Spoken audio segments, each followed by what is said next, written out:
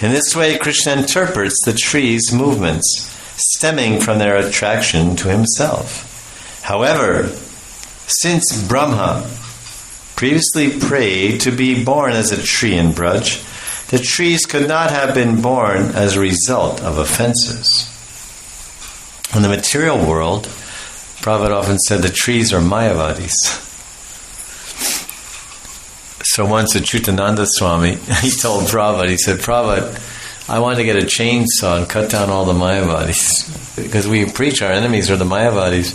So Prabhupada once said that actually Mayavadis have taken birth, all these trees in America, they're all Mayavadis.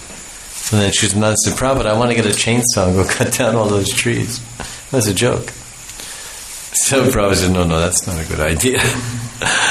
It's because we want to get rid of the Mayavadis. So we'll liberate all the Mayavadis by cutting their bodies, and they die.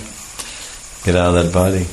So, but it's not the same way in the spiritual world in Vrindavan. These trees are all great devotees. That's what he's saying.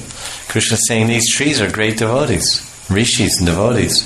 And we see in the Mahatmya, Vrindavan Mahatmya, even 500 years ago, or maybe now, if Krishna's saying 5,000 years ago, these trees are not Mayavadis. These trees are not sinful jivas to take birth as a tree due to a curse.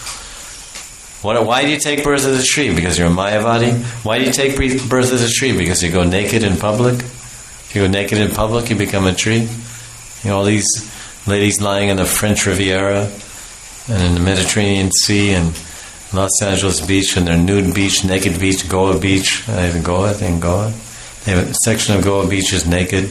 So all the Europeans go there and lie in the sun naked. So they'll all become palm trees in Goa in their next life.